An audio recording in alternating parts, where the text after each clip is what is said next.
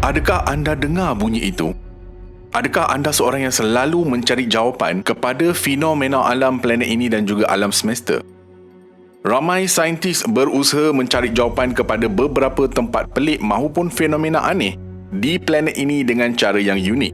Antaranya dengan merakam bunyi sesuatu tempat bagi mencari jawapan. Jawapan yang ingin kita tahu bagi menjelaskan beberapa bunyi misteri yang terdapat di alam semula jadi. Manakala yang lain menemui bunyi baharu yang pelik dan ekstrim bumi dan angkasa lepas. Berikut adalah 5 bunyi paling misteri pernah direkodkan di lautan dalam bumi. Sebelum tu, jangan lupa subscribe Astrolab dan on loceng notifikasi anda. Assalamualaikum dan salam angkasa dari Astrolab.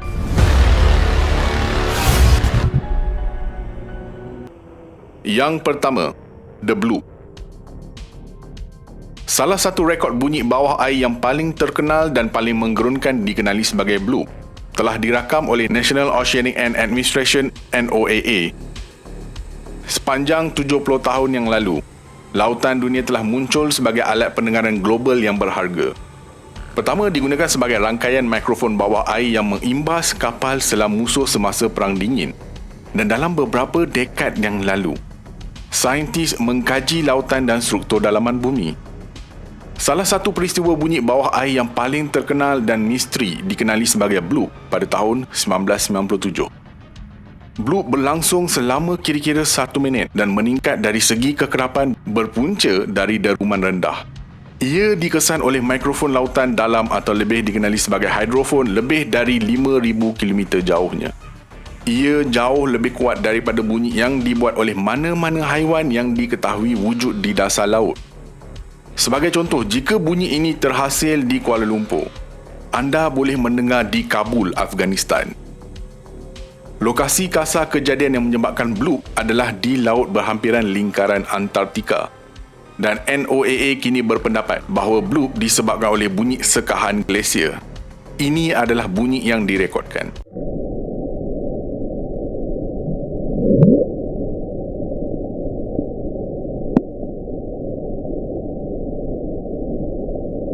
Untuk pengetahuan anda, bunyi ini direkodkan di selatan Pasifik di mana tiada manusia yang hidup di sini. Adakah Blue disebabkan dari latihan ketenteraan rahsia bawah laut atau enjin kapal, sotong gergasi, ikan paus atau sejenis makhluk laut yang tidak diketahui oleh sains?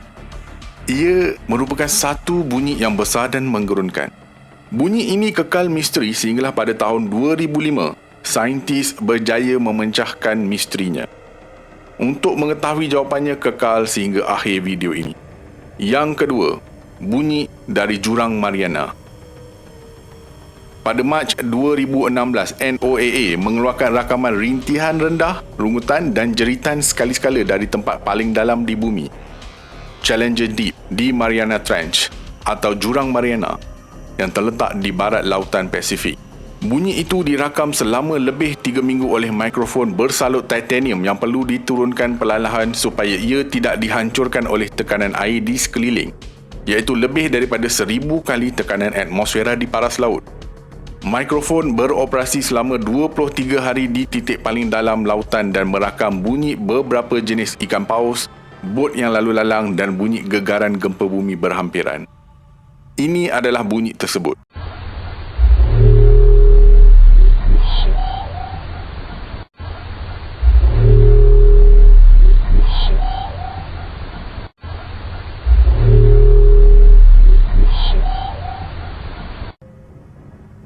Penyelidik di NOAA mengatakan bahawa mereka ingin memahami jika bunyi di lautan daripada sumber manusia menyebabkan paras bunyi meningkat di lautan dalam.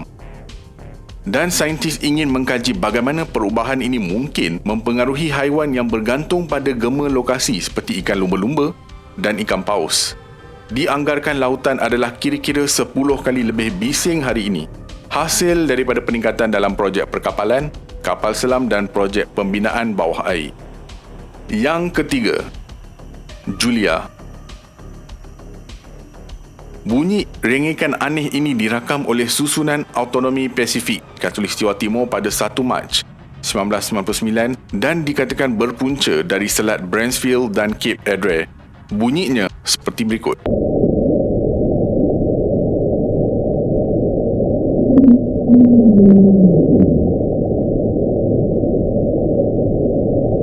Ini adalah salah satu rakaman paling menyeramkan dari lautan dalam. Mungkinkah ia disebabkan oleh bongkar ais yang besar yang terkandas di Antartika? Yang keempat, upsweep. Audio upsweep pertama kali dirakam pada tahun 1991 dan menyerupai siren atau lolongan daripada makhluk yang tidak dikenali. Upsweep nampaknya bermusim, mencapai kemuncaknya pada musim bunga dan musim luruh, dan kerap berlaku berhampiran ke ismosan gunung berapi. Bunyinya seperti berikut.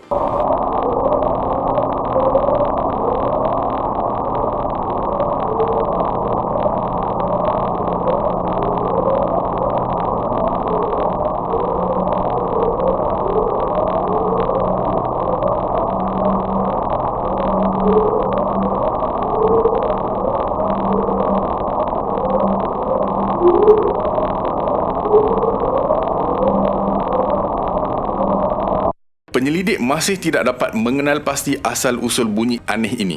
Tetapi teori-teori menarik mengatakan bahawa upsweep adalah hasil daripada lava panas yang bertindak balas dengan air laut yang sejuk.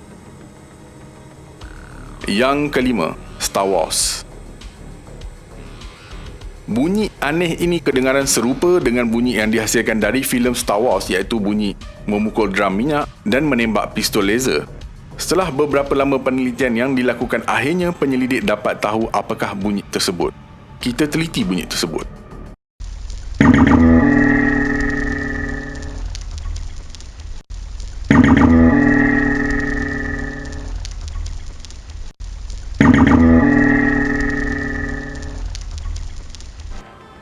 Pada asalnya, dipercayai berasal dari kapal, akan tetapi bunyi itu dikaitkan dengan paus Minky Cardile pada tahun 2001. Mungkin saintis perlu ubah nama dari Star Wars kepada Ocean Wars. Berbalik kepada persoalan mengenai bloop, penyelidik akhirnya menemui sumber bunyi tersebut pada tahun 2005. The bloop ialah bunyi seumpama gempa ais. Gunung ais retak dan pecah dari glasier Antartika. Dengan pemanasan global, semakin banyak gempa ais berlaku setiap tahun, memecahkan glasier, retak dan akhirnya mencair ke lautan. Program akustik PMEL membangunkan alat dan teknologi akustik yang unik untuk memperoleh set data jangka panjang bagi persekitaran akustik lautan global dan untuk mengenal pasti dan menilai kesan akustik daripada aktiviti manusia dan proses semula jadi ke atas persekitaran marine. Sebenarnya banyak lagi data mengenai bunyi yang direkodkan dari dalam lautan. Seperti yang Astrolab pernah katakan sebelum ni, semakin banyak kita meneroka kejadian alam, semakin banyak penemuan menarik direkodkan. Nyatakan pendapat anda, jangan lupa like, komen, share dan subscribe. Astrolab signing off from space.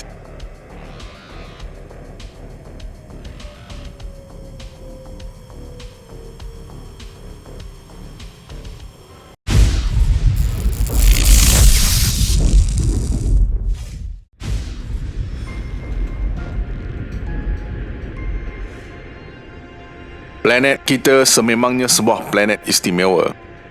Ia bukan sahaja sesuai didiami, akan tetapi menyimpan khazanah misteri. Astrolab bukan sahaja mengkaji dunia astronomi, akan tetapi fenomena alam yang berlaku di planet ini. Dan salah satu fenomena alam yang tidak terlepas dari dibahaskan adalah kawasan segitiga ini.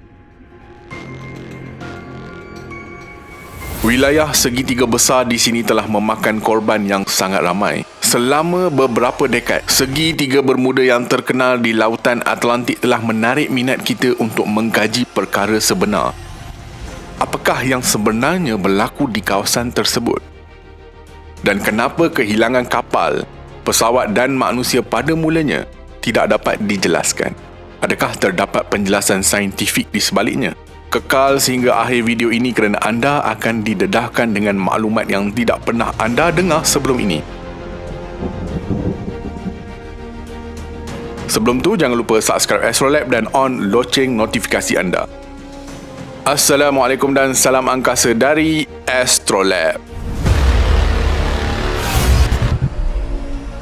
Sekilas fakta, selama beberapa dekad, segitiga bermuda yang terkenal di lautan Atlantik telah meresahkan imajinasi kita. dengan kehilangan kapal, pesawat dan manusia yang sukar dijelaskan. Sesetengah pihak membuat spekulasi bahawa kuasa yang tidak diketahui dan misteri menyumbang kepada kehilangan yang tidak dapat dijelaskan, seperti makhluk luar angkasa yang menangkap manusia untuk kajian, pengaruh benua Atlantis yang hilang, pusaran yang menyedut objek ke dalam dimensi lain dan idea-idea aneh lain. Rekod-rekod mengenai fenomena aneh dicatatkan oleh pengembara dan pengemudi kapal laut dan udara.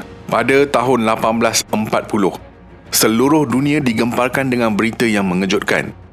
Sebuah kapal Rosalie ditemui di sekitar Bahamas. Semua bekalan air tawar dan bekalan serta kargo dan bot penyelamatnya masih utuh.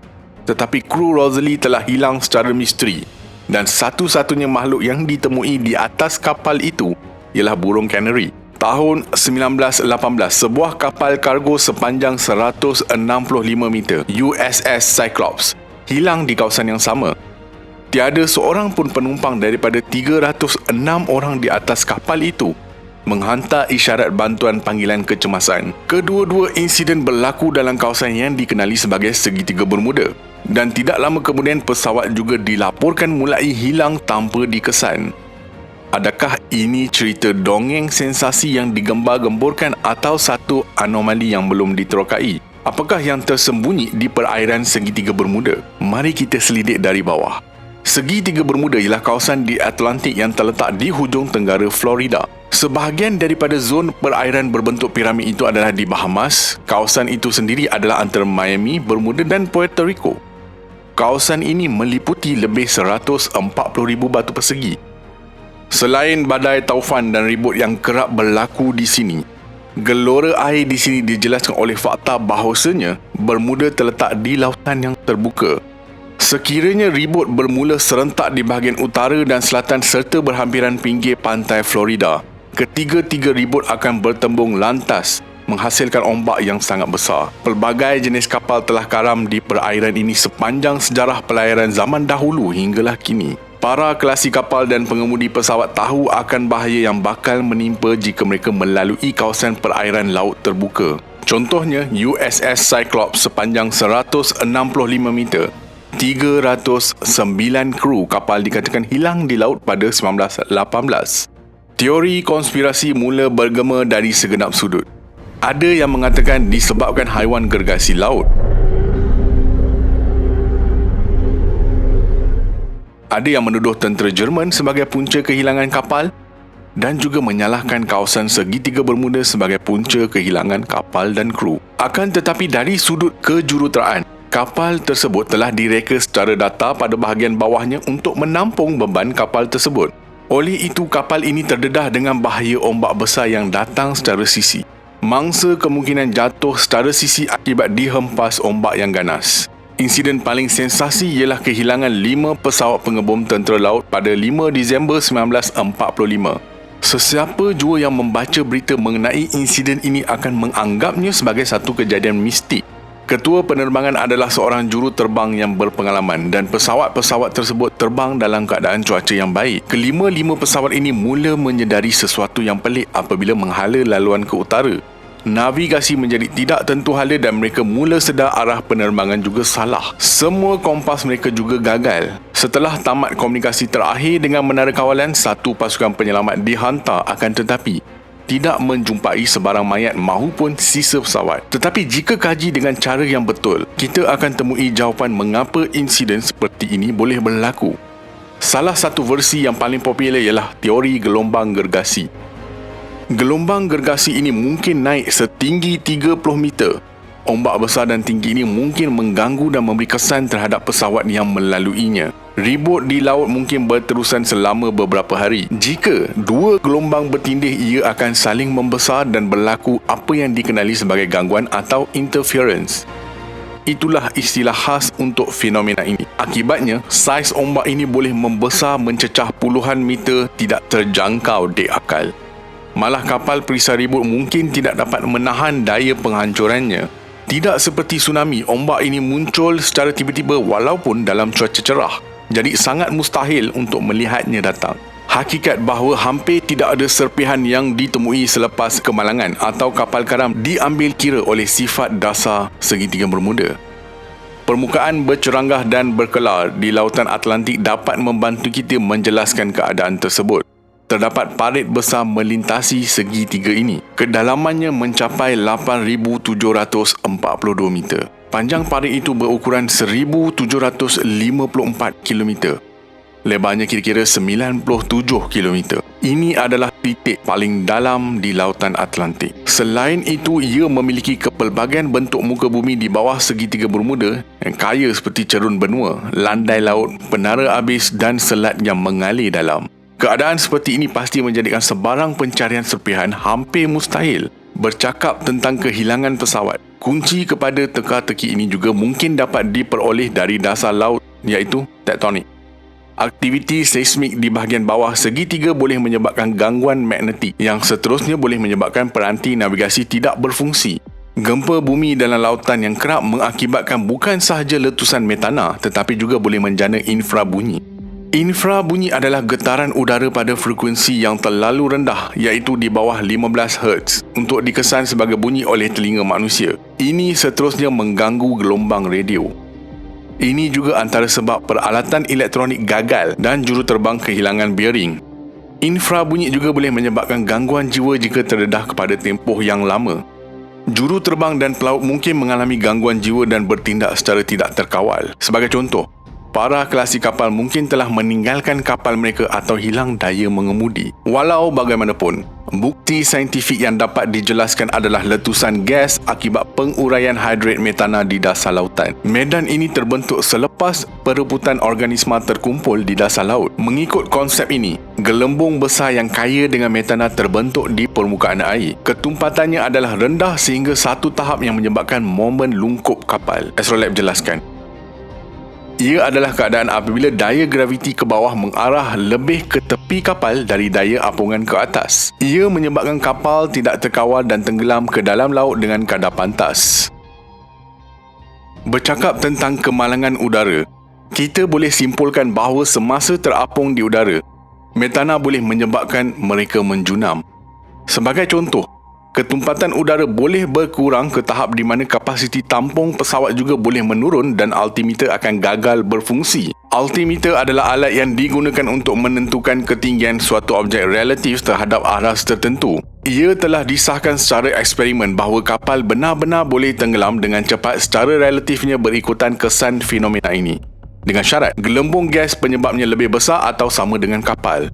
Apa yang menarik, hidrat metana boleh ditemui di kawasan lain di lautan global seperti contoh di Laut Okhotsk dan banyak tempat lain di seluruh planet ini seperti mana segitiga Bermuda. Bezanya, tempat-tempat tersebut tidak menerima publicity yang banyak seperti mana di segitiga Bermuda. Apa yang boleh difahamkan di sini adalah kebanyakan laporan yang diterima mengenai segitiga Bermuda seolah-olah diperbesarkan tanpa kajian dan penyelidikan secara mendalam. Cuba kita rumuskan semua perkara tadi dan lihat segitiga Bermuda dari perspektif yang berbeza. Jika kita menganggapnya sebagai kawasan di lautan dengan kadar taufan dan ribut yang tinggi, angka statistik mengenai nahas kapal terbang dan kapal karam sepatutnya tinggi dengan kes yang sentiasa kedengaran di berita tanpa henti. Jika kita lakukan siasatan rapi, sebenarnya tiada apa yang misteri mengenai kehilangan kapal dan pesawat tersebut. Sebenarnya, penjelasan mengenai insiden ini dapat dijelaskan secara saintifik dan lebih terperinci lagi. Dan kemungkinan besar anda tidak pernah dengar mengenainya. Terdapat beberapa jawapan lain. Kejadian misteri dan menakutkan di segitiga ini sememangnya dapat dikaitkan dengan letusan gas metana daripada sedimen lautan. Di planet ini, metana adalah salah satu gas rumah hijau yang paling kuat dengan potensi pemanasan global sehingga 84 kali lebih tinggi daripada karbon dioksida, melebihi tempoh 10 hingga 20 tahun. Metana tersembunyi di seluruh planet kita. Ia tidak berbau, tidak berwarna dan kadang-kadang ia hanya boleh dikesan jika kita nyalakan api. Metana boleh dihasilkan melalui tindak balas kimia apabila bahan organik terurai dalam persekitaran oksigen rendah seperti rawa atau paya. Apabila tumbuhan mati dan tenggelam ke dasar paya, bakteria memecahkannya dan menghasilkan metana. Di lautan pula, molekul air memerangkap molekul metana dalam sejenis sangkar kimia yang dipanggil clatrate. Mereka berada di dasar laut di mana suhu air dan tekanan telah menghalang metana daripada menyebabkan sebarang perubahan ekstrim. Tetapi apabila suhu meningkat, sangkar klatrat mula menjadi tidak stabil dan membebaskan molekul metana dan air. Seterusnya, pembendakan metana. Ia berkembang menjadi gas yang membonjol di dasar lautan. Akhirnya gelembung membonjol ini membesar dan meletus, melepaskan gelembung metana ke permukaan. Selain gas metana, kejadian di segitiga Bermuda turut dikaitkan dengan gangguan dalam garisan flux geomagnet. Suasana cuaca alam sekitar boleh menjelaskan kebanyakan kehilangan nyawa dan kapal di lautan. Majoriti ribut dan taufan tropika Atlantik melalui segitiga Bermuda, dan pada hari-hari sebelum ramalan cuaca yang lebih baik, ribut berbahaya ini telah mengorbankan banyak kapal. Juga, arus teluk boleh menyebabkan perubahan cuaca yang cepat kadang-kala ganas. Selain itu, sejumlah besar pulau di Laut Caribbean mewujudkan banyak kawasan perairan cetek yang boleh membahayakan navigasi kapal. Dan terdapat beberapa bukti yang menunjukkan bahawa segitiga Bermuda ialah tempat di mana kompas magnet kadang-kala menghala ke arah utara sebenar berbanding dengan utara magnet. Tentera Laut dan Pegawai Pantai Amerika Syarikat berpendapat bahawa tiada penjelasan gaib untuk bencana di laut. Pengalaman mereka menunjukkan bahawa gabungan kuasa alam dan kesilapan manusia mengatasi kisah-kisah yang seringkali diperdengarkan kepada kita. Lembaga Nama Geografi Amerika Syarikat juga tidak mengiktiraf segitiga Bermuda sebagai nama rasmi dan tidak mengekalkan fail rasmi di kawasan itu. Kawasan segitiga Bermuda ini bukanlah sentiasa mengalami kejadian ribut atau taufan. Sebaliknya, ada hari-hari tertentu di mana cuacanya cerah dan kapal boleh lalu dengan baik. Lautan sentiasa menjadi tempat yang misteri bagi manusia, dan apabila cuaca buruk atau navigasi yang buruk terlibat, ia boleh menjadi tempat yang sangat bahaya. Tiada bukti bahawa kehilangan misteri berlaku dengan kekerapan yang tinggi di segitiga Bermuda berbanding di mana-mana kawasan lautan lain di dunia. Fenomena-fenomena alam yang berlaku di planet kita seharusnya dikaji dengan baik untuk memberi gambaran baik kepada generasi akan datang.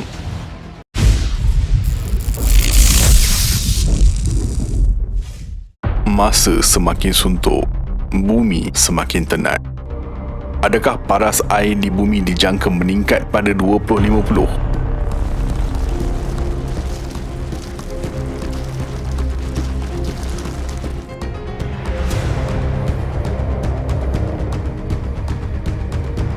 Adakah Malaysia bakal tenggelam? Untuk pengetahuan anda, ia boleh berlaku sepantas 3 tahun lagi. Glasier Thwaites di Antartika kini sedang mencair dalam keadaan yang pantas dan bakal menenggelamkan pesisiran pantai serta kawasan sekitar di pantai timur dan barat semenanjung Malaysia. Persoalannya, sejauh manakah kadar keterukan ini? Apakah punca utama glasier ini mencair? Astrolab membawa anda lapisan ozon dan masa depan bumi. Sebelum itu, jangan lupa subscribe Astrolab dan on loceng notifikasi anda. Assalamualaikum dan salam angkasa dari Astrolab. Sekilas fakta, aktiviti manusia dalam urusan seharian telah menyebabkan perubahan iklim terbesar abad ini. Dalam tempoh sedekad yang lalu, lapisan ozon semakin meruncing. Apa yang kita perlu tahu mengenai perubahan iklim? Perubahan iklim merujuk pada perubahan jangka panjang dalam suhu dan corak cuaca. Peralihan ini mungkin berlaku secara semulajadi seperti variasi dalam kitaran suria. Tetapi sejak abad ke-19, aktiviti manusia telah menjadi pemacu utama perubahan iklim, terutamanya disebabkan oleh pembakaran bahan api fosil seperti arang batu, minyak dan gas. Tatkala manusia menggunakan sumber alam untuk kesenangan hidup, lapisan ozon semakin menipis. Dan penipisan lapisan ozon memuncak pada awal 1980-an. Saintis mendapati skala Dobson tidak pernah kurang dari 100. Di sini anda dapat lihat pada tahun 1988 berlaku perubahan ketara, di mana anda boleh lihat wujudnya warna kuning dan merah dalam kuantiti yang lebih banyak terserak pada peta. Kejayaan ini disebabkan oleh desakan saintis yang menjurus kepada Protokol Montreal 1987. Warna kuning dan merah menandakan lapisan ozon Warna ungu dan biru adalah di mana terdapat paling sedikit ozon dan kuning dan merah adalah di mana terdapat lebih banyak ozon. Pembakaran bahan api fosil menjana pelepasan gas rumah hijau yang bertindak seperti selimut yang membaluti bumi, memerangkap haba matahari dan meningkatkan suhu. Contoh pelepasan gas rumah hijau yang menyebabkan perubahan iklim termasuk karbon dioksida dan metana. Penggunaan petrol pada kenderaan serta penggondolan hutan juga boleh membebaskan karbon dioksida. Tempat pelupusan sampah adalah sumber utama pelepasan metana. Pembakaran sampah menyumbang pada pelepasan gas metana, seterusnya menerukkan keadaan. Apa yang terjadi jika lapisan ozon semakin menipis? Sebelum tu, tahukah anda apa itu lapisan ozon? Ozon adalah gas yang secara semula jadi terdapat di atmosfera kita. Ozon mempunyai formula kimia O3 kerana molekul ozon mengandungi 3 atom oksigen. Kehadiran ozon di atmosfera kemudiannya ditemui menggunakan kaedah pengukuran kimia dan optik. Perkataan ozon berasal dari perkataan Yunani, ozin, bermaksud menghidu. Ozon mempunyai bau sengit yang membolehkannya untuk dikesan walaupun pada jumlah yang sangat rendah. Kebanyakan ozon iaitu kira-kira 90% terdapat dalam stratosfera yang bermula kira-kira 10 hingga 16 km di atas permukaan bumi dan memanjang sehingga kira-kira 50 km pada ketinggian. Ozon tercipta apabila oksigen yang kita sedut, O2, terurai oleh cahaya matahari kepada atom oksigen tunggal. Atom oksigen tunggal boleh bergabung semula untuk menjadi 2 molekul oksigen, O2, atau ia boleh bergabung dengan molekul O2 menjadi ozon O3. Ozon musnah apabila ia bertindak balas dengan molekul yang mengandungi nitrogen, hidrogen, klorin atau bromin. Jumlah jisim ozon di atmosfera adalah kira-kira 3 bilion tan metrik. Kedengaran seperti banyak, tetapi ia hanya 0.00006% daripada atmosfera. Sekarang apa akan berlaku jika ozon semakin nipis? Ozon di stratosfera menyerap kebanyakan sinaran ultraungu dari matahari. Tanpa ozon, sinaran UV matahari yang kuat akan mensterilkan permukaan bumi. Ozon menapis semua sinaran paling bertenaga UVC dan kebanyakan sinaran UVB. Ozon hanya menyaring kira-kira separuh daripada sinaran UVA. Sinaran UVB dan UVA yang berlebihan boleh menyebabkan selaran matahari, kanser kulit dan kerosakan mata. Peningkatan teknologi dan kemodenan dunia pada akhir 70-an dan awal 80-an membawa kepada penipisan lapisan ozon. Saintis menyedari hal ini mendapati punca utama kepada isu ini adalah peningkatan klorofluorokarbon atau CFC. Klorofluorokarbon telah membawa kepada peningkatan ketara kadar pemusnahan ozon, mengganggu keseimbangan semula jadi ozon dan menyebabkan paras ozon stratosfera berkurangan. Tahap ozon yang berkurangan ini telah meningkatkan jumlah sinaran ultraungu berbahaya yang sampai ke permukaan bumi. Seperti mana kolesterol yang terbahagi kepada 2 jenis utama iaitu LDL, kolesterol jahat, dan HDL iaitu kolesterol baik. Ozon juga terbahagi kepada ozon baik dan ozon jahat. Ozon baik dan yang seringkali saintis perkatakan adalah ozon yang berada di lapisan stratosfera, manakala ozon jahat pula berada di lapisan troposfera. Di troposfera berhampiran permukaan bumi, kepekatan semula jadi ozon adalah kira-kira 10 bahagian per bilion atau 0.00001%. Menurut Agensi Perlindungan Alam Sekitar, pendedahan kepada paras ozon lebih daripada 70 bahagian per bilion selama 8 jam atau lebih adalah tidak sihat. Kepekatan sedemikian berlaku sekitar kawasan bandar di mana suasana hangat dan stabil. Kesan berbahaya termasuk kerengsaan tekak dan paru-paru atau gejala asma ataupun emphysema.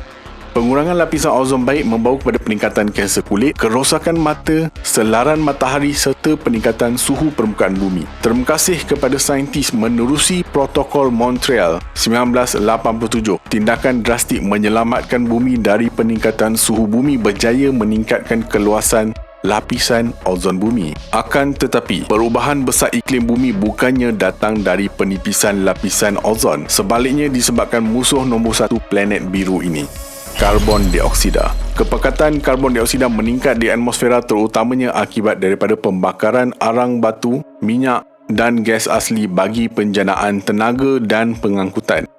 Kadar peningkatan karbon dioksida di atmosfera kini adalah kira-kira 30% melebihi 150 tahun yang lalu. Peningkatan karbon dioksida mula menjadikan planet biru ini semakin panas. Maka bermulalah satu lagi masalah besar. Kenaikan paras air laut. Kenaikan paras laut merujuk pada peningkatan purata paras air di lautan bumi. Sepanjang abad yang lalu, paras laut telah meningkat dan terus meningkat disebabkan oleh pemanasan sejagat disebabkan oleh aktiviti manusia yang telah meningkatkan gas rumah hijau di atmosfera. 40% daripada penduduk dunia tinggal di kawasan pantai yang padat dengan penduduk. Oleh itu, kenaikan paras laut telah dan akan terus memberi kesan besar apabila ia mula menyesatkan komuniti pantai. Perlu diberi perhatian bahawa kadar dan kadangkala arah perubahan paras laut boleh berbeza-beza. Pelbagai aktiviti manusia dan proses sistem bumi mempengaruhi paras laut hari ini, termasuk pembakaran bahan api fosil, aktiviti pertanian dan penembangan hutan. Pemanasan meningkatkan paras laut dalam dua cara. Pertama, peningkatan purata suhu global terutamanya pemanasan di kutub menyebabkan glasier dan kepingan ais di darat mencair meningkatkan jumlah air di lautan sekaligus meningkatkan paras laut. Kedua, air di lautan semakin mengembang kerana ia menyerap haba daripada atmosfera yang memanas sekaligus mengambil lebih banyak ruang dan membawa kepada kenaikan paras laut. Fenomena kedua ini dipanggil pengembangan haba. Aktiviti tektonik yang menyebabkan naik atau tenggelamnya tanah di lokasi tertentu. Ini boleh disebabkan oleh pergerakan tanah yang besar. Sebagai contoh, gempa bumi yang besar kadangkala boleh menyebabkan julangan tektonik. Julangan atau penenggelaman tanah juga boleh berlaku daripada proses tektonik yang lebih pasif. Berat ais menyebabkan tanah tenggelam lebih dalam ke mantel. Apabila ais cair, berat kerak benua berkurangan menjadikannya lebih terapung. Di tempat-tempat ini, kerak masih meningkat dipanggil pemulihan isostatik, mengurangkan kenaikan paras laut yang berkesan. Corak peredaran laut juga boleh mengubah cara air diagihkan merentasi lembangan lautan, menyebabkan paras laut meningkat atau berkurang di lokasi tertentu. Jika glasier terus-menerus cair, maka bumi berhadapan situasi getir. Salah satu glasier yang sedang merungsingkan fikiran kita semua, Glasier Thwaites. Glasier Thwaites di Antartika Barat ialah glasier terluas di bumi, menjangkau kira-kira 120 km dan memanjang ke kedalaman kira-kira 800 hingga 1200 meter di garis asasnya. Thwaites dirujuk sebagai glasier gempita kerana litupan lembaran ais tebal yang sangat luas dan terapung ini sedang mencair dengan kadar yang pantas, berpotensi meninggikan paras air di bumi. Dan Malaysia dijangka mengalami proses kehilangan sebahagian pekan dan bandar utama di pesisiran pantai. Sepanjang dekad yang lalu, pemerhatian terhadap Thwaites menunjukkan bahawa glasier berubah secara mendadak berbanding sistem ais dan lautan lain di Antartika. Berpunca dari perubahan iklim yang disebabkan oleh manusia dan peningkatan pemanasan di atmosfera dan lautan bumi, Thwaites telah pun kehilangan anggaran 900 bilion tan metrik ais sejak tahun 2000. Jumlah kehilangan ais tahunannya meningkat 2 kali ganda dalam tempoh 30 tahun yang lalu dan ia kini kehilangan kira-kira 45 bilion tan metrik lebih banyak ais daripada yang diterima dalam salji setahun. Sekiranya glasier ini merekah dan pecah sepenuhnya serta melepaskan semua airnya ke lautan, paras laut di seluruh dunia akan meningkat lebih daripada 2 kaki. Bukan setakat 2 kaki, ia mampu meninggikan paras laut sehingga 10 kaki jika ia menarik glasier di sekeliling dengannya. Robot digunakan untuk mengkaji zon asas glasier, suhu dan tahap kemasinan. Bagaikan retak menanti belah, aliran rintangan glasier terjejas apabila lidah ais glasier tidak lagi pejal berbanding sebelum ini. Ini meningkatkan risiko pentas ais ini berpecah menjadi ratusan bongkar ais. Dalam masa hanya beberapa tahun sahaja, dijangka negara kita akan kehilangan kebanyakan wilayah di pantai timur dan barat. Kesemua negeri terlibat dengan peningkatan paras air ini, kecuali wilayah Persekutuan Kuala Lumpur dan Putrajaya. Peta ini menggunakan kadar kenaikan air pada paras 10 kaki pada tahun 2050. Walaupun terdapat ralat, kajian dijalankan oleh Nahrim mendapati wilayah-wilayah negeri seperti Kedah dan Kelantan berpotensi tenggelam. Kebanyakan wilayah di Borneo juga bakal menerima nasib yang sama seperti di Semenanjung.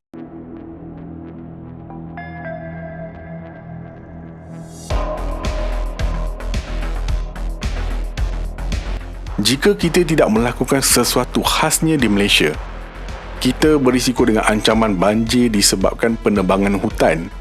Pengharaman bahan seperti CFC telah meningkatkan semula lapisan ozon. Kita perlu progresif dalam kempen penanaman 100 juta pokok dan mengurangkan pelepasan gas rumah hijau.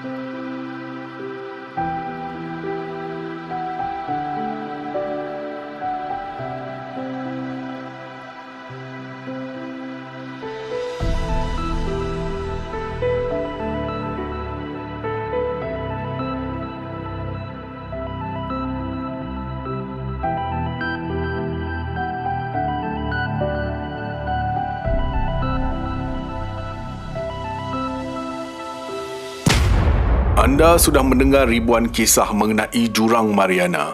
Menonton dokumentari mengenainya dan Astrolab cukup yakin pengetahuan anda mengenai Jurang Mariana sangat tinggi. Tapi tahukah anda satu fakta yang ramai tak tahu mengenai Jurang Mariana? Apa yang tersembunyi di kawasan terdalam di bumi? Adakah wujud hidupan gergasi laut yang ganas? Atau sekecil-kecil mikroorganisma yang mungkin boleh merubah sejarah moden dunia sekali lagi? Sejarah pelayaran dan perkembangan teknologi membawa kepada penemuan Jurang Mariana. Kawasan terdalam pernah direkodkan di bumi dengan kedalaman 11 km. Tapi tahukah anda, Jurang Mariana bukan sahaja bertekanan tinggi tetapi menjadi hos kepada habitat paling bahaya di muka bumi, termasuk virus yang belum pernah ditemui. Kekal hingga akhir video ini untuk meneroka laut dalam sambil disajikan dengan maklumat yang anda tidak pernah terlintas sebelum ini. Jom turun ke tempat dengan biodiversity paling kental dan ekstrim di bumi. Sebelum tu, jangan lupa subscribe Astrolab dan on loceng notifikasi anda. Assalamualaikum dan salam angkasa dari Astrolab. Sekilas fakta, Jurang Mariana terletak di barat lautan Pasifik, selatan Jepun di wilayah Persekutuan Mikronesia. Kedalamannya berbeza-beza sepanjang 2,542 km, tetapi lokasi paling dalam yang disahkan setakat ini dikenali sebagai Challenger Deep, mencapai kedalaman 10,984 meter. Untuk meletakkannya dalam konteks, jika keseluruhan Gunung Everest ditenggelamkan, masih terdapat 2 km lagi jarak dari puncaknya menuju ke permukaan air. Challenger's Deep sangatlah dalam. Kedalamannya juga boleh dibandingkan dengan ketinggian pesawat komersial yang terbang jauh dari permukaan tanah. Siasatan oleh Institut Geokimia Vernadski pada tahun 1950-an merekodkan kedalaman maksimum 11,034 meter. Tetapi kedalaman ini tidak pernah disahkan secara rasmi. Malah, tiada siapa yang tahu dengan pasti sejauh mana kedalaman sebenar jurang tersebut kerana tiada tinjauan menyeluruh pernah dijalankan. Bagaimanakah Jurang Mariana terbentuk? Jurang atau palung adalah hasil perlanggaran dua plat tektonik dan subduksi antara satu sama lain. Plat Pasifik ditolak di bawah plat laut Filipina pada kadar 2 cm setahun di selatan dan 6 cm setahun di utara. Kadang-kadang jurang lautan secara beransur-ansur dipenuhi dengan sedimen berlumpur dari sungai, tetapi memandangkan Jurang Mariana jauh dari mana-mana garis pantai, ia kekal secara relatifnya kosong dan mengekalkan kedalamannya. Ia juga mempunyai batuan tumpat yang memberatkan plat tektonik. Apakah yang terdapat di bahagian bawah Jurang Mariana? Di bahagian bawah Jurang Mariana, tekanan melebihi 1000 atmosfera. Cukup untuk menghancurkan tulang temulang manusia dan segala benda hidup kecuali kapal selam yang paling teguh. Suhu air di zon ini sangat sejuk dan hampir berada di takat beku. Seterusnya, tekanan yang wujud di titik akhir zon ini berada pada paras 8 tan per inci persegi. Jadi boleh bayangkan setiap inci persegi badan anda dihempap oleh lori seberat 8 tan. Ia akan membunuh manusia yang tidak mempunyai sebarang perlindungan serta-merta. Suhu adalah antara 1 dan 4 darjah Celsius, yakni amat sejuk. Kapal tentera laut British HMS Challenger pertama kali mengukur Challenger Deep pada tahun 1875 dan selepas itu terdapat banyak misi saintifik dan penerokaan ke Jurang Mariana. Tetapi tekanan besar yang terlibat menjadikannya satu misi penerokaan yang sukar, malah berbahaya bagi manusia dan robot. Setakat ini, 12 lelaki, semuanya lelaki, telah berjalan di permukaan bulan. Tiada siapa yang berjalan di bawah Jurang Mariana, tetapi 6 orang telah turun ke dalamnya melalui kapal selam. Perkembangan teknologi membawa kepada ekspedisi lautan dalam. Sejak itu, banyak spesies telah diperhatikan, termasuk organisma kecil yang hidup di dasar laut. Ameba bersel tunggal yang besar berukuran lebih daripada 10 cm, obor-obor, amphipod dan snailfish yang mana telah mengilhamkan robot tahan lasak dan mudah tenggelam. Walaupun dengan persekitaran membunuh, masih ada hidupan yang berjaya meneruskan kelangsungan hidupnya di zon hadal-pelagic. Misalnya invertebrata atau hidupan tanpa tulang seperti timun laut dan span laut. Selain itu, seperti di zon-zon lain, haiwan di sini bergantung kepada hujan bahan organik, yakni cebisan hidupan, tumbuhan atau bangkai haiwan yang telah mati dari zon atas. Walau bagaimanapun, tidak semua haiwan dasar laut bergantung kepada hujan sisa organik tersebut. Ini kerana pada tahun 1977, ahli oceanografi menemukan komuniti haiwan dasar laut hadal-pelagic memakan bakteria yang wujud di sebuah bukaan dikenali sebagai bolong hidrotermal. Bolong-bolong hidrotermal ini mengeluarkan air yang sangat panas dan diperkaya dengan pelbagai jenis mineral dari lapisan dalaman bumi. Mineral-mineral ini memberi nutrisi kepada bakteria, kemudian bakteria ini dimakan pula oleh haiwan seperti ketam, kepah dan sebagainya. Antara spesies hidupan yang menakjubkan adalah sotong gurita dambu. Sotong ini termasuk dalam kategori sotong gurita payung. Purata saiznya adalah 20 hingga 30 cm dan mempunyai variasi warna yang mampu menyamar dari serangan pemangsa. Hidup di bawah kedalaman 4.8 km. Spesies ini sangat jarang dijumpai. Salah satu kelebihannya adalah dapat menelan mangsa dengan sekali telan sahaja. Spesies seterusnya adalah spesies paling terkenal, ikan pemancing yang mempunyai lampu yang terjulur keluar dari kepalanya. Selain bentuk badan yang pelik dan gigi yang tajam, apa yang menakjubkan adalah apabila tiba masa mengawan, si jantan akan menyatu bersama dengan si betina. Dari 2 ekor ikan menjadi seekor sahaja. Seterusnya, ikan paling kental di dasar Mariana, snailfish. Saintis mengkaji ikan hadal atau spesies yang hidup bawah 6,000 meter ini dengan menyusun genom ikan bagi mencari petunjuk yang boleh menerangkan ciri-ciri dan sifat hadal seperti rangka yang diperbuat daripada rawan dan membran selular yang mampu bertahan di bawah tekanan yang besar. Tekanan di Jurang Mariana adalah serupa dengan apa yang seseorang akan rasa jika seluruh berat Menara Eiffel terletak di atas ibu jari kaki mereka. Tekanan tinggi di Jurang Mariana akan menghancurkan tulang normal. Saintis percaya tulang rawan ikan ini lebih bersifat tahan tekanan. Selain dari kehadiran asid lemak tertentu yang membantu membran sel untuk kekal fleksibel pada kedalaman yang besar, jika tidak, tekanan tinggi boleh menyebabkan membran tersebut menjadi tegar dan tidak boleh ditembusi. Anda tahu apa akan jadi jika ikan ini dibawa ke permukaan? Tekanan rendah dan suhu tinggi akan menyebabkan ikan ini meleduk. Satu lagi spesies menarik yang mendiami jurang dalam ini adalah sotong gurita teleskop. Sotong teleskop ialah sotong lutsina dengan 8 tentakel yang hampir tidak berwarna sepenuhnya. Saiz tentakel sotong ini juga sama, dan sotong ini adalah satu-satunya sotong yang mempunyai mata berbentuk tiup. Haiwan yang sangat luar biasa untuk diperhatikan. Apa yang lebih menarik, terdapat organisma yang jauh lebih kecil dan ekstrim dari apa yang dibincangkan sebentar tadi. Hidupan mikrobiologi sekecil virus. Virus mempunyai produktiviti yang tinggi. Walau bagaimanapun, Sedikit yang diketahui tentang komposisi spesies dan strategi kemandirian mereka terhadap persekitarannya. Saintis menemui virus novel di jurang tersebut melalui 15 sampel sedimen yang diambil.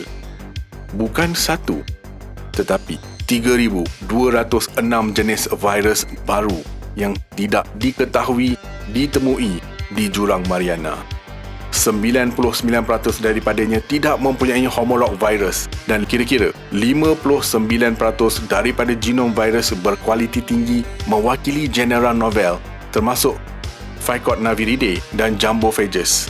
Virus ini mengandungi pelbagai gen metabolik tambahan yang berpotensi terlibat dalam degradasi karbon organik, penetapan karbon tak organik, dinitrifikasi dan pengurangan sulfat asimasi. Phycotnaviridae menyebabkan kematian dan penguraian spesies alga air, tawar dan laut.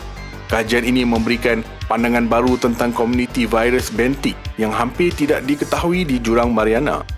Jurang Mariana menyimpan sejumlah besar zarah virus infektif. Walau bagaimanapun, pengetahuan tentang identiti, strategi kelangsungan hidup dan potensi fungsi virus di dasar Mariana tidak diketahui. Saintis percaya virus-virus ini membentuk semula kitaran metabolik hidupan dasar laut dan mengekalkan kitaran hidup makhluk laut dalam. Tetapi apakah potensi virus-virus dunia gelap dan laut dalam ini kepada dunia luar di sini? Tiada siapa yang tahu. Dunia hidupan laut yang menakjubkan di Jurang Mariana memberi inspirasi kepada pembaharuan teknologi. Ciri-ciri unik pada ikan siput memberi inspirasi kepada jurutera Cina untuk membina robot silikon seperti ikan yang mampu menyelam jauh ke dasar laut. Robot ini meniru konsep ikan tersebut. Oleh yang demikian, tidak perlu lagi menghantar manusia ke jurang tersebut untuk kajian. Penerokaan lautan dalam memberi kita ilmu yang tak disangka-sangka. Dari sebesar-besar haiwan sehinggalah sekecil-kecil mikroorganisma. Satu ciptaan hebat dan teratur oleh Tuhan Yang Maha Esa. Apa pendapat anda? Nyatakan komen anda, like, share dan subscribe. Astrolek signing off from space.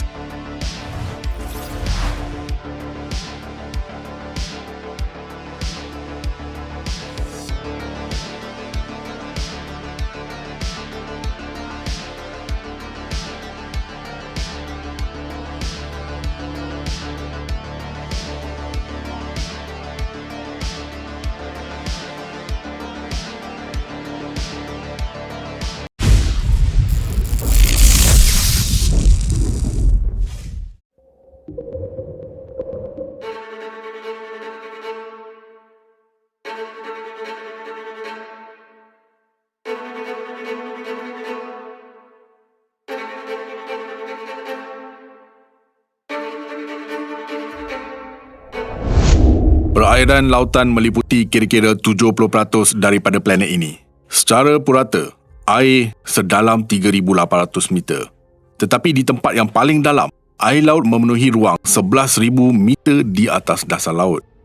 Bagi yang berpengalaman menyelam ke dalam laut, akan merasai air menjadi semakin deras dan cepat.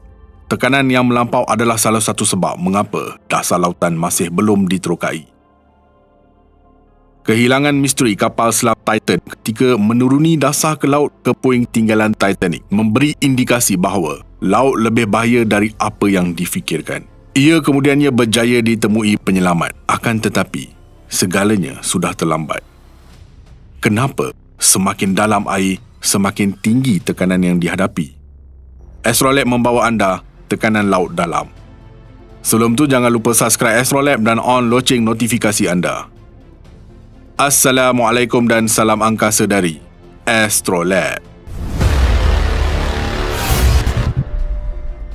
Sekilas fakta, atmosfera bumi mempunyai jisim atau daya yang menekan semua benda di permukaan. Jika anda berada di paras laut, anda mempunyai satu tekanan atmosfera yang menekan anda. Dalam erti kata lain, tekanan di dalam paru-paru anda adalah sama dengan tekanan udara di sekeliling anda. 1.033 kg pada setiap sentimeter persegi atau 1 atmosfera tekanan. Anda boleh membayangkan sebagai lajur udara yang bergerak dari bahagian atas kepala anda ke pinggir atmosfera bumi. Jika anda bergerak dengan lebih tinggi, contohnya dengan mendaki gunung atau terbang dalam belon udara panas, lajur menjadi lebih pendek terdapat kurang udara di atas anda dan tekanan udara berkurangan. Di lautan, tekanan berfungsi dengan cara yang sama tetapi bukannya hanya mempunyai laju udara di atas anda juga mempunyai berat semua air di atas anda, menekan paru-paru anda. Dan air jauh lebih berat daripada udara. Untuk setiap 10 meter anda meluru ke bawah permukaan, tekanan meningkat sebanyak 1 atmosfera. Pada 2,500 meter, kedalaman lubang hidroterma di Juan di Fuca Ridge sebagai contoh, anda akan mempunyai 250 atmosfera tekanan pada anda. Anda boleh bayangkan seekor gajah berdiri di ibu jari kaki anda. Apabila seseorang, ikan atau makhluk laut lain berenang, air menekan semua sisi mereka. Mereka merasakan tekanan yang sama dari semua arah. Berhampiran permukaan lautan, tekanan itu sama dengan apa yang kita rasa apabila berdiri di darat. Jumlah tekanan ini dipanggil atmosfera. Istilah ini digunakan sebagai unit ukuran. Semasa anda mengembara dari aras laut ke ketinggian yang lebih tinggi di darat, tekanan atmosfera menurun. Ini kerana terdapat kurang udara di atas anda, menekan ke bawah. Begitu juga apabila anda mengembara lebih dalam di dalam air, tekanan akan terus meningkat. Tekanan bawah air dipanggil tekanan hidrostatik. Hidro bermaksud air, statik bermaksud berehat. Lebih banyak air yang berada pada anda, lebih banyak ia akan menolak anda. Tetapi air bukan sahaja menolak ke bawah dari atas, ia menolak masuk dari segenap penjuru. Daya ke atas itu dipanggil daya apungan. Itulah yang membuatkan anda tetap terapung di dalam air. Bayangkan seorang penyelam berenang terus ke bawah dari permukaan. Semasa mereka menyelam, telinga mereka akan tersumbat dulu. Ini adalah perasaan yang sama anda dapat apabila anda memandu ke pergunungan. Ini berlaku kerana terdapat lebih banyak tekanan pada satu sisi gegendang telinga daripada yang lain. Penyelam perlu menelan atau menggoyangkan rahang mereka untuk membuat tekanan sama pada kedua-dua sisi. Apabila penyelam mencapai 10 meter, tekanan adalah 2 kali ganda daripada tekanan di permukaan. Bagi setiap 10 meter air, tekanan hidrostatik meningkat sebanyak 1 atmosfera. Pada purata kedalaman lautan 3,800 meter, tekanan di dasar laut adalah 380 kali lebih besar daripada tekanan di permukaan. Manakala pada jurang yang paling dalam, ia adalah 1,100 kali lebih besar. Semua tekanan itu menyebabkan masalah serius bagi manusia dan haiwan lain yang bernafas. Paru-paru kita dipenuhi dengan udara dan kita mempunyai ruang yang dipenuhi udara di kepala kita. Terlalu banyak tekanan akan meruntuhkan ruang tersebut, menghancurkan kita. Haiwan yang disesuaikan dengan kehidupan laut dalam tidak mempunyai poket udara di dalam badan mereka. Sesetengah haiwan marin mengembara antara lautan dalam dan permukaan. Paus sperma adalah mamalia menyelam yang hidup di kawasan laut paling dalam. Mereka menghirup udara, tetapi mereka mempunyai tulang rusuk dan paru-paru bersifat elastik yang membolehkan ikan paus mengendalikan tekanan tanpa menyebabkan kecederaan. Ahli oceanografi terpaksa mereka bentuk peralatan khas supaya mereka boleh meneroka kedalaman lautan. Submersible sebagai contoh diperbuat daripada bahan yang sangat kuat dan tahan terhadap tekanan. Sesetengah kenderaan bawah air membawa orang, yang lain dipandu dari jauh. Kedua-dua jenis submersible ini direka bentuk bagi menahan tekanan yang melampau tanpa retak. Instrumen yang digunakan untuk mengambil ukuran juga haruslah berfungsi di bawah semua tekanan itu. Jurutera juga berusaha untuk menjadikan kenderaan bawah air secara neutral. Harus diingati bahawa daya apungan ialah daya air yang menolak ke atas objek. Bayangkan ruang yang diambil oleh objek itu sebaliknya diisi dengan air. Berat air di ruang itu sama dengan berat air di sekelilingnya. Jadi, tekanan hidrostatik adalah sama pada semua sisi. Jika objek di ruang itu lebih berat daripada air, ia akan tenggelam. Jika beratnya kurang, ia akan terapung. Melaraskan kedudukan secara berterusan akan menggunakan tenaga yang banyak. Jadi, penyelidik cuba mencipta kenderaan yang beratnya sama dengan air. Ini membolehkan mereka kekal terampai di dalam air tanpa perlu melaraskan kedudukan mereka. Tekanan hidrostatik adalah salah satu sebab utama mengapa begitu sedikit dasar lautan telah diterokai. Tetapi kemajuan baru mengubahnya. Ia membenarkan penyelidik menemui ciri baru dan tidak dijangka di planet kita. Ia mengubah kedalaman lautan menjadi sempadan baru. Bagaimanakah tekanan berubah dengan kedalaman lautan? Tekanan meningkat dengan kedalaman lautan. Di paras laut, udara yang mengelilingi kita menekan badan kita pada kadar 6.7 kg setiap inci persegi. Anda tidak merasakannya kerana cecair dalam badan anda menolak keluar dengan daya yang sama. Menyelam ke dalam lautan walaupun beberapa kaki dan perubahan ketara akan berlaku. Anda boleh merasakan peningkatan tekanan pada geganan telinga anda. Ini disebabkan oleh peningkatan tekanan hidrostatik, daya pada unit luas yang dikenakan oleh cecair ke atas objek. Semakin dalam anda masuk ke dalam laut, semakin besar tekanan air yang menolak anda. Untuk setiap 33 kaki yang diselami, tekanan meningkat sebanyak 1 atmosfera.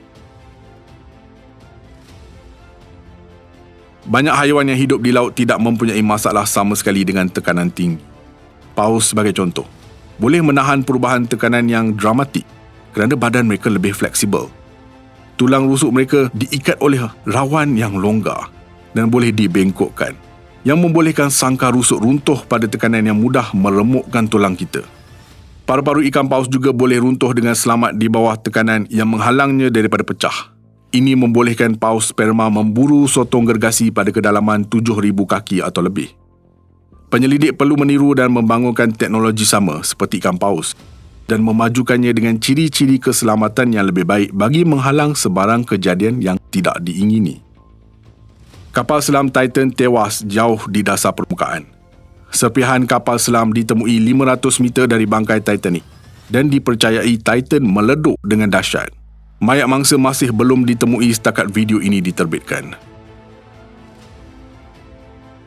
Adakah anda seorang klaustrofobik? Apa pendapat anda? Jangan lupa like, komen, share dan subscribe. Astrolab signing off from space.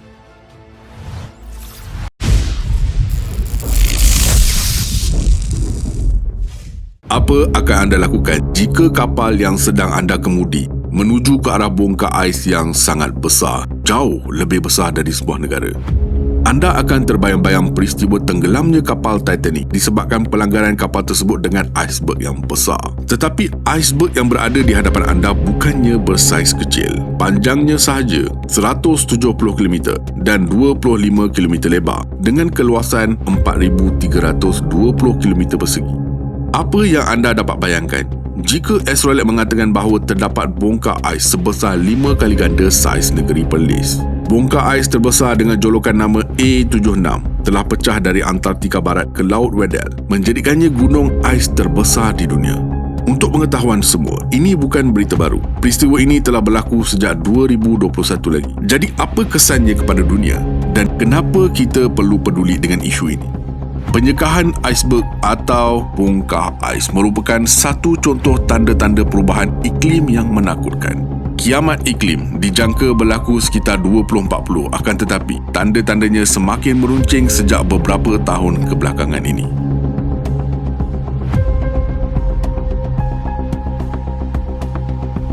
Astrolab membawa anda iceberg A76. Sebelum tu, jangan lupa subscribe Astrolab dan on loceng notifikasi anda. Assalamualaikum dan salam angkasa dari Astrolab. Sekilas fakta, sebelum kita meneroka dunia Antartika dan bongkar ais A76, Astrolab ingin anda faham beberapa perkara terlebih dahulu. Iceberg atau bongkar ais adalah jisim ais yang besar dan terapung atau tersadai lebih daripada 5 meter tingginya dari aras laut dan yang telah terpisah daripada glasier atau bentukan pentas ais. Biasanya terapung di laut Arktik dan Antartik dan boleh bergerak hingga kira-kira latitud 40 hingga 50 akibat tiupan angin. Iceberg seasli air suling dan mengandungi hanya 4 bahagian pepejal dalam sejuta. Penyekahan bermaksud pemecahan dan peleraian jisim atau bongkar ais daripada glasier, daripada depan ais atau daripada iceberg atau floeberg, proses pembentukan iceberg.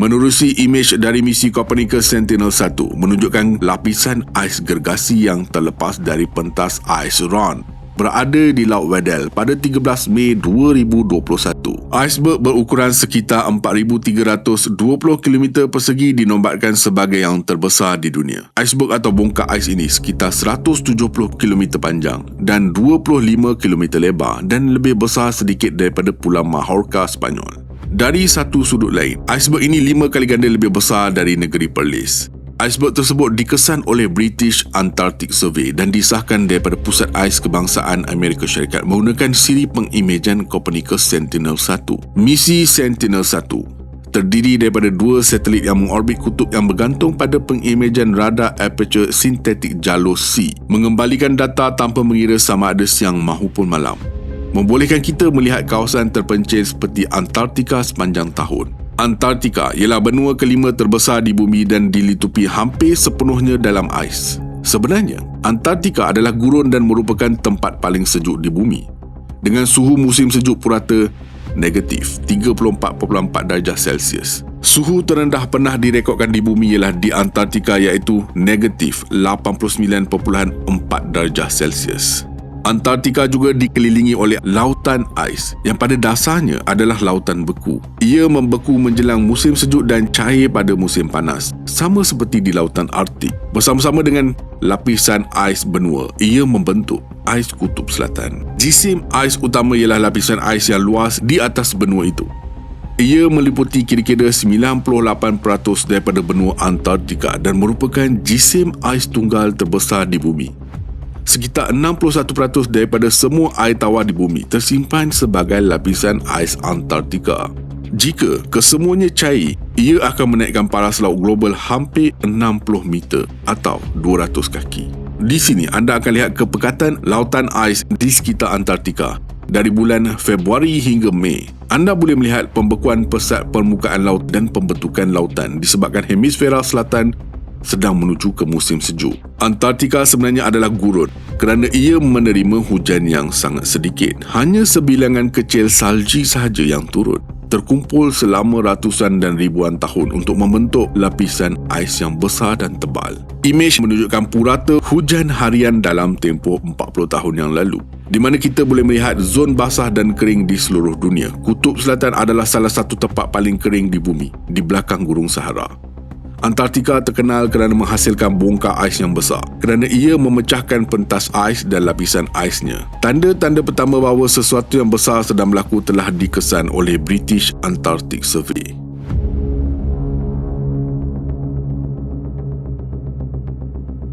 British Antarctic Survey meneliti keretakan pada pentas ais. Satelit Sentinel-1 dan Agensi Angkasa Eropah mengimbas kawasan itu pada 13 Mei dan mengesahkan lapisan ais gergasi pecah dari pentas ais. Peristiwa pemecahan ais ini dikenali sebagai penyekahan. Penyekahan ini ialah istilah untuk kehilangan mekanikal, terputusnya ais dari pinggir glasier. Sekahan merupakan fenomena yang paling biasa apabila pinggir glasier bergerak ke dalam air. Imej satelit menunjukkan pinggir pentas ais Ron pada awal Mei 2021.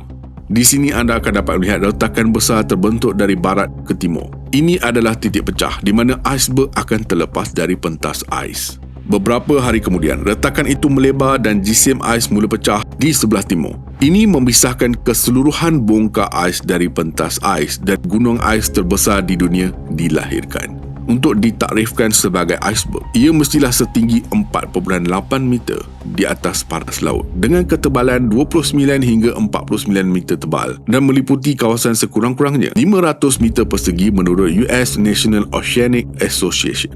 Bongkar ais berbentuk jari ini adalah sekitar 170 km panjang dan sekitar 25 km lebar. Bongkar ais seluas 4,320 km persegi dinamakan A76. Sempena kuadran A Antartika di mana ia terputus. Ia kini merupakan iceberg terbesar di dunia. Iceberg A76 tertanggal sepenuhnya pada hari-hari berikutnya, menjadi jisim ais terapung bebas.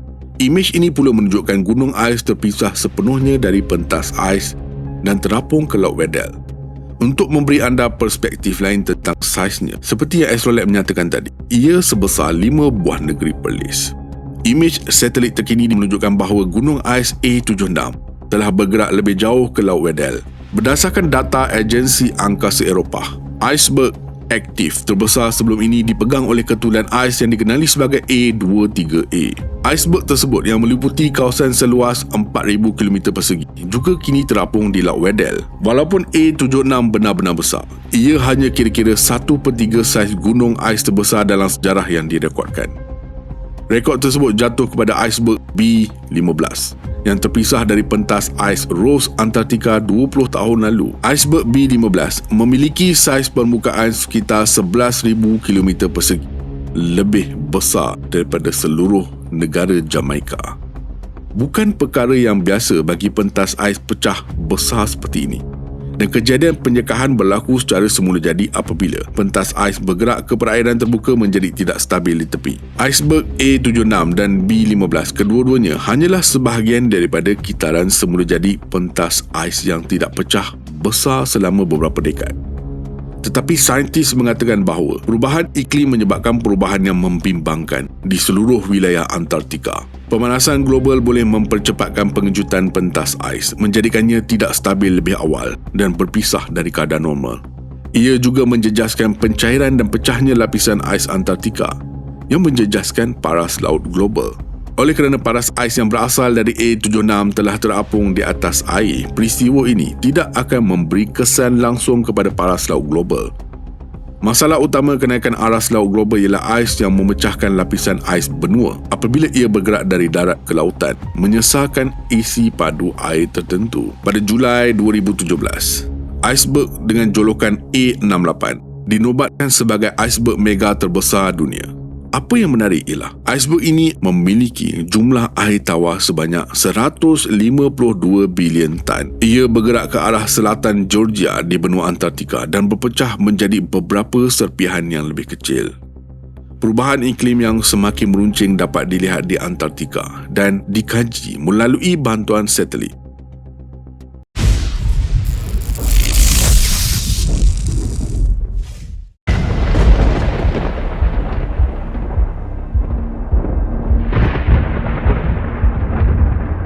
Terdapat satu tempat di lautan yang menyimpan 1001 perkara mistik. Pada abad ke-15, ekspedisi Christopher Columbus menghadap sesuatu yang di luar dugaan. Seterusnya, mencetuskan panik di kalangan kru kapalnya. Kapal Great Discoverer mencatat pergerakan jarum kompas yang berpusing, pancaran api besar yang muncul entah dari mana, dan laut yang mengeluarkan cahaya pelik. Bertahun-tahun kemudian, laut misteri ini membuktikan sekali lagi betapa menyeramkan ia. Kapal hilang tanpa jejak di sini. Kadang-kadang, ia didapati hanyut kosong dan sepi tanpa kru. Kebiasaannya, bangkai kapal pun tidak dijumpai. Tetapi bukan sahaja kapal yang hilang, malah kapal terbang juga turut hilang. Seluruh skuadron pesawat tentera bertindak dan khabar angin tentang fenomena yang luar biasa ini telah tersebar dengan cepat ke seluruh dunia, dan tidak lama kemudian wilayah Atlantik ini dikenali sebagai sesuatu yang mistik, dan ia dikatakan mempertahankan reputasinya yang menakutkan. Ini adalah segitiga Bermuda. Apakah benar-benar wujud kuasa gaib yang tersembunyi di bawah perairannya? Dan apa pendapat sains tentang semua ini?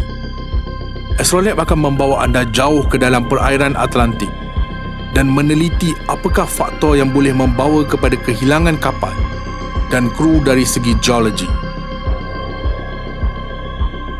Assalamualaikum dan salam angkasa dari Astrolab.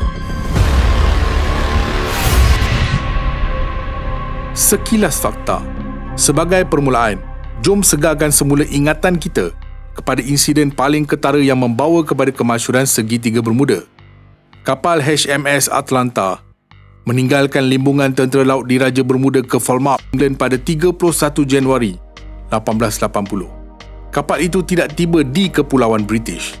Ia masih belum meninggalkan Bermuda dan ia hilang begitu saja tanpa jejak. Diandaikan bahawa kapal itu karam selepas mengalami ribut teruk di laluannya dan kru tidak cukup berpengalaman untuk menangani situasi tersebut.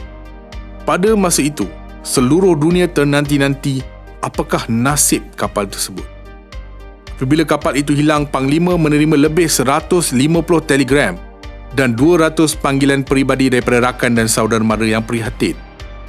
Kapal yang hilang menjadi tajuk utama dan orang ramai mula menuntut penjelasan. Orang ramai mengeluarkan pelbagai teori yang munasabah. Tetapi serpihan maupun mayat mangsa apatah lagi yang terselamat tidak ditemui. Kehilangan HMS Atlanta masih menjadi misteri. Dalam satu insiden lain, pengangkut arang batu Cyclops yang dimuatkan dengan bijih mangan meninggalkan Pulau Barbados pada 4 Mac 1918. Beberapa hari kemudian, ia hilang tanpa jejak bersama 309 anak kapal Insiden ini melibatkan kehilangan kru tanpa peperangan tertinggi dalam sejarah tentera laut Amerika Syarikat. Terdapat banyak hipotesis mengenai kehilangan USS Cyclops. Sesetengah orang menyalahkan ribut yang kuat, yang lain menyalahkan beban berlebihan dan kerosakan struktur yang disebabkan oleh kargo. Dan yang lain bahkan mencadangkan serangan oleh tentera laut Imperial Jerman. Tetapi hakikatnya, kapal itu hilang tanpa jejak di kawasan lautan yang kemudiannya dikenali sebagai Segitiga Bermuda. Carol A. Deering dibina pada tahun 1919. Pada 31 Januari 1921, ia ditemui oleh pengawal pantai di Diamond Shoals berhampiran Cape Hatteras, North Carolina. Kapal itu berlayar ke darat dan pengawal pantai bersedia untuk menyelamatkan kru, tetapi ternyata tiada sesiapa di dalam kapal tersebut. Kapal tersebut kosong. Tiada anak kapal mahupun penumpang. Malangnya, usaha pencarian lanjut untuk orang yang hilang tidak membuahkan hasil. Seperti biasa, terdapat beberapa hipotesis yang menjelaskan kejadian ini. Bermula daripada serangan lanun kepada kehilangan yang tidak dapat dijelaskan oleh pasukan itu sendiri. Penerbangan 19.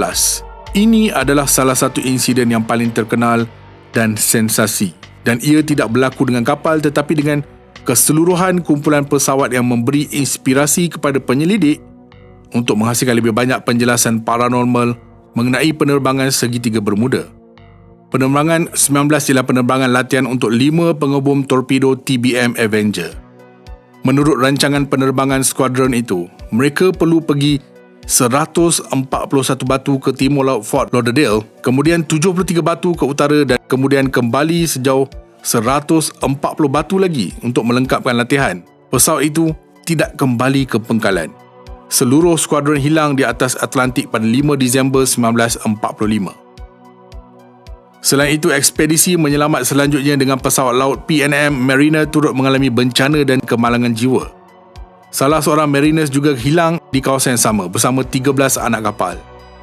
Penerbangan 19 hanyalah pautan pertama dan rangkaian insiden pesawat yang serupa. Pesawat terus-menerus mencatatkan kehilangan di kawasan ini. Pada 30 Januari 1948, sebuah pesawat penumpang Avro Tudor 4, juga dikenali sebagai Star Tiger, hilang ketika terbang dari Azores ke Bermuda hampir setahun kemudian. Pada 17 Januari 1949, sebuah pesawat lain juga turut hilang. Pada 28 Disember 1948, Douglas DC-3 NC-16002 hilang dalam penerbangan dari San Juan, Puerto Rico ke Miami. Tiada kesan pesawat mahupun 32 orang kru di dalamnya. Siasatan Lembaga Penerbangan Awam mendapati bahawa tidak ada maklumat yang mencukupi untuk menentukan mengapa ia hilang. Pada 26 September 1955, sebuah kapal layar Connemara 4 ditemui hanyut di Atlantik Selatan Bermuda. Kapal itu kosong tanpa anak kapal mahupun penumpang. Krunya tidak ditemui langsung. Apa yang pelik adalah kapal layar tersebut kelihatan utuh dan kru kapal tidak meninggalkannya secara sukarela tanpa sebarang ancaman yang jelas. Pada 28 Ogos 1963, KC-135 Stratotanker Tentera Udara Amerika Syarikat berlanggar dan terhempas ke Atlantik 300 batu 480 km barat Bermuda. Di sini, tiada sebarang misteri. Kedua-duanya bertembung dan menyebabkan kemalangan. Tetapi, kejadian tersebut berlaku di Segitiga Bermuda. Berdasarkan tarikhnya, anda mungkin berfikir bahawa semua ini telah lama berlaku. Tetapi, kejadian seterusnya berlaku baru-baru ini. Kabin Marco Cady sepanjang 29 kaki dengan 20 penumpang dilaporkan hilang sehari selepas ia dijangka tiba di Lake Worth selepas menyeberangi Sungai Teluk dari Bahamas. Ia kali terakhir dilihat pada 28 Disember 2020. Mencari kapal atau penumpangnya tidak membuahkan hasil langsung. Tiada sebarang isyarat kecemasan direkodkan. Usaha pencarian yang melibatkan pesawat dan bot berlangsung selama 84 jam dan meliputi kawasan seluas 17,000 batu persegi tetapi tidak berhasil. Ini hanyalah beberapa contoh. Secara keseluruhan terdapat berpuluh-puluh kejadian aneh yang direkodkan berlaku di kawasan Segitiga Bermuda. orang ramai telah mengemukakan pelbagai teori, andaian-andaian yang lebih berani dan pendedahan skeptikal mengenai segitiga Bermuda dan peristiwa peliknya. Dan sudah tentu banyak kajian telah dilakukan dalam bidang ini. Anda mungkin akan terkejut mendengar bahawa untuk semua misterinya, kawasan segitiga ini merupakan salah satu tempat paling diterokai di lautan. Tetapi ia bukan sahaja kerana kehilangan misteri kapal dan kapal terbang. Banyak ekspedisi dihantar ke kawasan segitiga Bermuda untuk mengkaji arus teluk.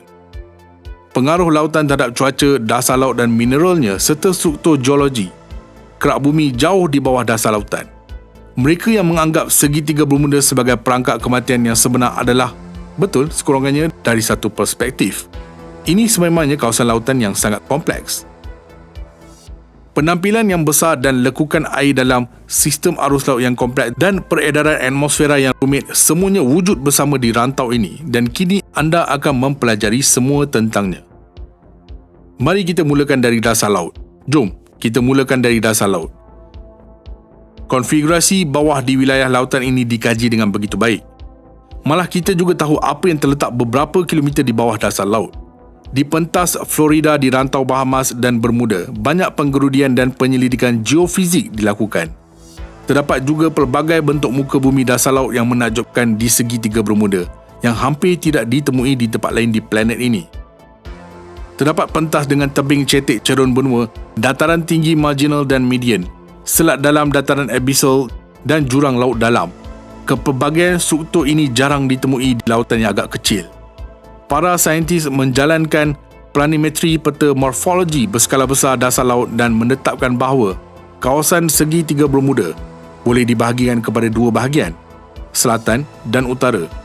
Bahagian selatan termasuk pelantar Florida, Bahama Banks, The Straits dan jurang laut dalam Puerto Rico. Di bahagian ini, bentuk dasar laut kelihatan sangat tegal. Beting yang luas berselang-seli dengan jalan yang lurus dan kedalaman laut yang sangat hebat. Bahagian utara segitiga lebih tenang dan mempunyai bentuk muka bumi bawah yang agak seragam. Pentas lebar bertukar menjadi sata air dalam yang sangat luas. Di utara dan timurnya, beberapa gunung laut dan dataran tinggi Bermuda agak besar timbul. Gunung dasar laut. Sekarang, ini akan menjadi sangat menarik. Sebenarnya, gunung dasar laut adalah perkataan yang terlalu besar, tetapi terdapat beberapa kumpulan gunung laut di bahagian utara dan timur segitiga. Sesetengah daripada mereka mempunyai nama tetapi kebanyakannya tidak dinamakan. Hakikatnya, ketinggiannya cuma 150 hingga 200 meter. Mengikut standard permukaan, ini bukan gunung tetapi bukit. Tetapi untuk dasar laut, ini adalah pembentukan yang agak luar biasa. Pergunungan kecil di kawasan itu mempunyai bentuk kon yang agak pelik dan hampir sekata. Kon bawah kurang daripada 100 meter atau lebih banyak dan ini sebenarnya dipanggil bukit bawah air. Ia berbentuk bulat atau elips, mudah dilihat daripada atas. Cerun 10 hingga 30 darjah juga tidaklah begitu curam. Kaki lereng boleh berkisar antara beberapa kilometer hingga ratusan kilometer diameternya. Gunung, laut dan juga cerun di kawasan ini mempunyai bentuk biasa dan struktur teres yang agak rumit. Dalam kes pertama, gunung kelihatan seperti kon. Kedua, mereka kelihatan seperti banir besar dengan beberapa kon yang lebih kecil di atas. Menariknya, terdapat lebih sedikit gunung laut di lautan Atlantik berbanding di Pasifik. Malah terdapat kira-kira 10,000 gunung laut di lautan Pasifik, manakala dasar lautan Atlantik hanya mempunyai kira-kira 600. Dan maksudnya di sini bukanlah lautan Atlantik bersaiz lebih kecil, tetapi geologi lautan Pasifik lebih bersifat kepelbagaian. Tetapi di Atlantik terdapat juga tempat dengan beberapa bentuk jalur laut yang luar biasa. Mungkin ia bukan satu kebetulan bahawa konfigurasi yang paling menarik ditemui kebanyakannya di rantau Bermuda. Pulau-pulau yang menghubungkan nama mereka ke seluruh segitiga Bermuda adalah puncak gunung laut terbesar yang menjulang dari dataran tinggi Bermuda. Sesetengahnya terbit dari dasar lautan dengan sendirinya dan yang lain membentuk kumpulan. Bahan asal yang membentuk gunung dasar laut adalah basalt. Tetapi sukar untuk dilihat kerana gunung ganangnya dilitupi mendapan batu kapur. Platform batu kapur yang membentuk bahagian bawah segitiga Bermuda adalah pembentukan geologi yang unik. Tetapi deposit batu kapur di sini hampir 6 km dalam dan semua lapisan tebal ini adalah sisa-sisa makhluk kecil purba. Kawasan lautan ini juga menarik kerana terumbu karang paling utara di planet ini terdapat di sini. Dan selama beratus-ratus juta tahun, Keadaan semula jadi yang kita lihat di sini kekal hampir tidak berubah. Secara umum, saintis tidak menemui konsensus mengenai asal-usul Bermuda. Pada tahun 2019, sekumpulan besar ahli geologi antarabangsa menerbitkan artikel dalam jurnal Nature yang menunjukkan bahawa Bermuda terbentuk akibat aktiviti gunung berapi yang sangat luar biasa. Sebelum ini, saintis tidak mengkaji mekanisme aktiviti gunung berapi seperti itu, tetapi ia mungkin menyumbang kepada pembentukan beberapa kepulauan gunung berapi yang lain di lautan dunia. Selama bertahun-tahun dipercayai bahawa gunung berapi purba lama yang telah pupus pernah menaikkan kepulauan Bermuda dari dasar laut Sargasso telah dicetuskan oleh gumpalan mantel. Malah kepulauan stabil diperhatikan di kawasan ini. Sebaliknya, kepulauan seperti itu boleh meninggalkan rantaian ciri pulau seperti Hawaii. Ia muncul akibat pergerakan kerak yang perlahan di atas aliran magma menegak yang stabil. Selain itu, tiada aktiviti gunung berapi yang terjejas oleh aliran ini pada hari ini. Untuk menyelesaikan ketidakseragaman ini, ahli geologi menjalankan analisis tambahan teras 800 meter dari Bermuda pada tahun 1972. Mereka mengesan komposisi mineral yang sangat luar biasa serta isotop plumbum dan beberapa unsur berat yang lain.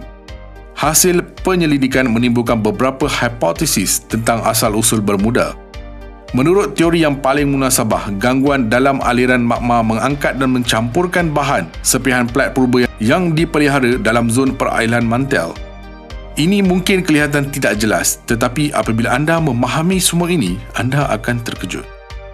Cuba fikir semula, seluruh lautan Atlantik muncul kira-kira 175 juta tahun yang lalu akibat perpecahan benua super Pangea yang sebelum ini mengandungi hampir semua daratan planet.